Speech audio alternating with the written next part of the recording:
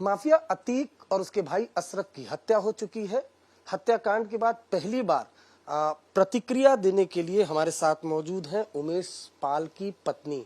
उमेश पाल वही थे जिनकी अतीक एंड फैमिली ने पूरी साजिश के तहत प्रयागराज में हत्या कराई। हत्याकांड की तस्वीरें पूरे देश में वायरल हुई, पूरा देश दहल गया था। हम सीधे उमेश पाल की पत्नी से बात करेंगे। माफिया अतीक और अशरफ ये साजिश में शामिल थे आपके पति के, अब उनकी हत्या हो चुकी है, आपका क्या कहना? मेरा बस यही कहना रहेगा कि जिसने जैसा बोया है वैसा ही काटा है।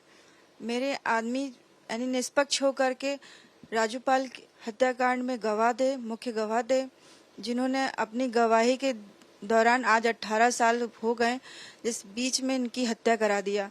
और ये माफिया ऐसा था कि एक आदमी की हत्या नहीं कराया, इन्होंने कईयों की हत्या करवाई।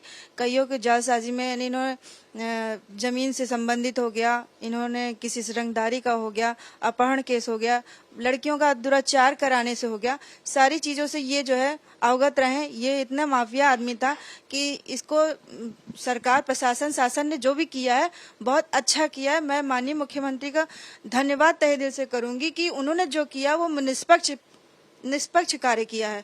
उन्होंने जो कार्य किया है वो बेहद यानी जो प्रशासन नहीं कर सकता था, कोई प्रशासन नहीं करता था, उन्होंने कार्य को किया, बहुत अच्छा किया। मैं उन तहे दिल से प्रणाम करूंगी बार बार।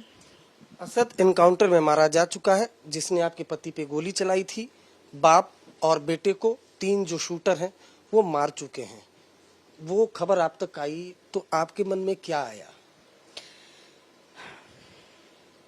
मैं तो यही कहूंगी कि ऐसे माँ बाप जो अपने बच्चों को इस तरह की शिक्षा दे करके किसी को आत्मघात करने वाला किया कार्य, ये बहुत ही खराब था। मैं नहीं चाहती कि ये समाज में इस तरह के अपने बच्चों को शिक्षा दिए जाए। उस लड़के ने उसकी उम्र कुछ नहीं थी, लेकिन उस लड़के ने जो कार्य किया वो बहुत ही गंदा था, बहुत ही यानी आज मेरी कंडीशन क्या है कि मैं इतनी डरी सहमी हूँ कि मैं अपने बच्चों को स्कूल नहीं भेज सकती, बाहर नहीं भेज सकती। मैं आज कितने दिन से घर के अंदर हूँ। मैं शाइस्ता परवीन की तरह तरह जगह पे नहीं घूम रही हूँ। मैं अपने वो जो भाग रही है क्योंकि उसने गलत कार्य किया, अपने बच्चे को, अपने आदमी का सपोर्ट किया, उसने जो चीज किया वो सब कुछ दिख रहा है। आज प्रशासन पुलिस पूरी तरह से लग रही है इसकी कार्रवाई के तौर पे। आज मैं हूँ, मैं अपने घर के अंदर हूँ, मैं अपने बच्चों को अपने पास रखी हूँ, मेरा आदमी नहीं है।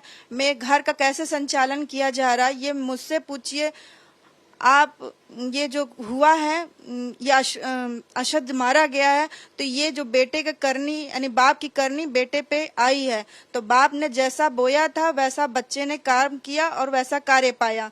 ये प्रशासन बहुत ही अच्छा है। मैं माननीय मुख्यमंत्री का बार बार धन्यवाद कहूंगी कि उन्होंने जो कहा है और वो वचन पूरा किया उन्होंने। आपका क्या कहना है? तीनों ही आपके पति की हत्या में शामिल है।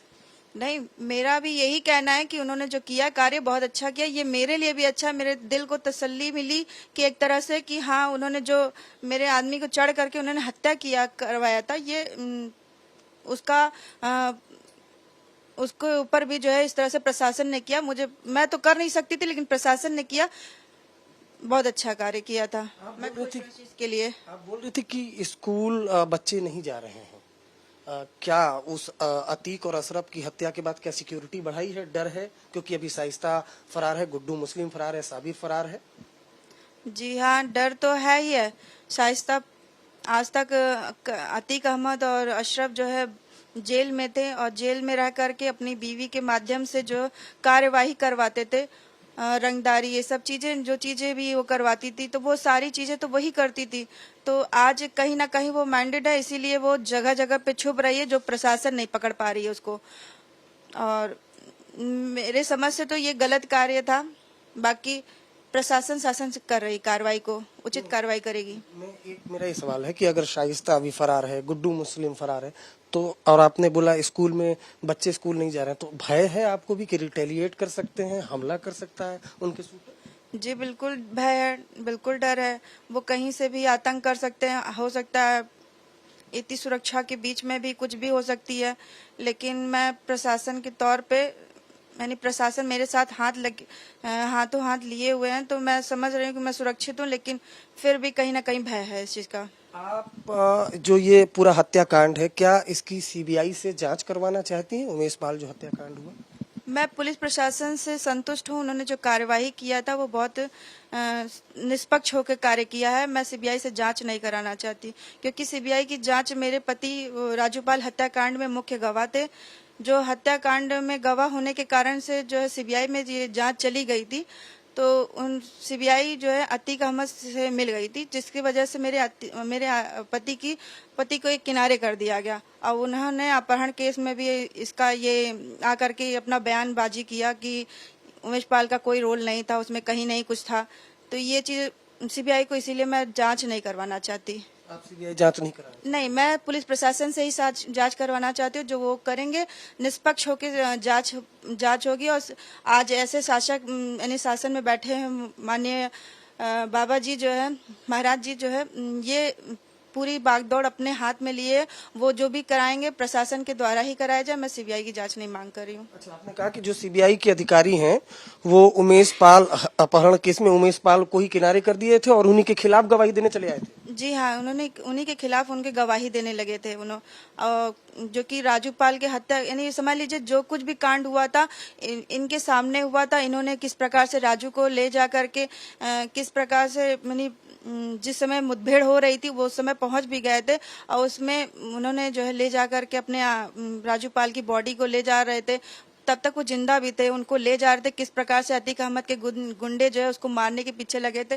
फायरिंग भी हो रही थी, बराबर मेरे आदमी बराबर लगे हुए थे कि इनको किसी प्रकार से इनकी जान बचाई जाए। लेकर के उस समय जीवन ज्योति हॉस्पिटल था, तो उस समय लेके उनको वहां जाना चाह रहे थे, लेकिन इतनी कशमकश करने के बाद भी वो हाथ नहीं लग पाए और उनकी यानी वो खत्म हो गए। लेकिन मेरे आदमी ने उनके साथ बहुत कुछ किया। यानी जो विधायक भी बने हैं, तो राजूपाल का साथ सहयोग जो कुछ भी किया मेरे आदमी ने ही किया था। माफिया अतीक से लड़ना इतना आसान बात है नहीं। अब बाकायदा अगर प्रयागराज में बात करें या अलग अलग प्रतिक्रियाएं आ रही हैं, जो कुछ विपक्ष के लोग कह रहे हैं कि असद का इनकाउंटर नहीं होना चाहिए था, इस तरह के सवाल उठा रहे हैं, आपका क्या कहना है? मैं तो यही कहूंगी कि जो बाप ने किया वो बेटे पे भुगता। बाप ने जैसा कार्य किया था, आज से नहीं, उसका काफी समय से शासन बना रहा। आज अतीक अहमद किस बच्चे के मुंह पे भी नहीं होगा, सभी बच्चों के, यानी आज जो बूढ़े से लेकर के बच्चे, यानी दादा तक के हो गए उम्र, सारे बच्चे उनके मुंह पे अतीक अहमद का नाम है। अतीक अहमद मतलब खौफनाक आदमी, यानी मेरे आदमी का किसी के मुंह पे नाम नहीं आ रहा है, लेकिन आज उन्हीं के पक्ष की औरतें, नहीं ऐसा नहीं होना चाहिए। किसी ने कहा उमेश पाल के बच्चे कैसे हैं, या उमेश पाल को क्यों मार दिया गया? उन्होंने कभी एक चीज को कहा? किसी ने कहा कि हाँ उमेश पाल बिना मतलब के मारा गया? वो तो गवाह दे रहा था, अपने बहन की न्याय के लिए लड़ रहा था। राजूपाल के हत्यारों को जो है सजा दिलाना चाह रहा था, ना कि वो कुछ भी नहीं था उसका, फिर भी उसको जो है जबरदस्ती मारा गया। आज उसके बच्चे यतीम है। किस तरह से वो कोई पूछने आया कि हाँ तुम्हारे साथ कैसा हुआ? किसी ने पूछा कि हाँ आज तुम्हारे बच्चे क्यों नहीं पढ़ पा रहे, क्यों नहीं जा पा रहे? किसी ने नहीं पूछा। सब अतीक अहमद इतना बड़ा गुंडा है, माफिया है, वो सारी सब जनता जान रही है, लेकिन उमेश पाल का किसी ने नाम नहीं लिया कि हाँ उसके बच्चे, उसके घर परिवार कैसे संतुष्ट है कि भाई के साए में जी रहा है, आज भी जी रहा है। उसकी औरत है बाहर इस तरह से रंग करती है, क्योंकि प्रशासन भी नहीं पकड़ पा रही है। भावुक करने वाली बात है। उनका कहना है कि जो लोग असद के इनकाउंटर पर सवाल उठा रहे हैं, क्या वो उमेश पाल की इस पत्नी के पास आ रहे हैं? वही उमेश पाल की जिसकी घर के पास दिन दहाड़े गोली मारकर हत्या कर दी गई। तो ये पत्नी जो है ये सवाल पूछ रही है उन लोगों से जो इनकाउंटर पे सवाल उठा रहे हैं कि क्या वो उमेश पाल के घर के अंदर आ रहे हैं, किस तरह से सुरक्षा व्यवस्था है, बच्चे स्कूल नहीं जा रहे हैं। साथ ही साथ उमेश पाल की पत्नी ने कहा कि वो यूपी पुलिस की जांच से बेहद संतुष्ट हैं, वो सीबीआई जांच की मांग नहीं कर रही हैं, सीबीआई में ये केस नहीं जाना चाहिए। साथ ही साथ बच्चे स्कूल नहीं जा रहे हैं, ये खुद भी घर से बाहर नहीं जा रही हैं।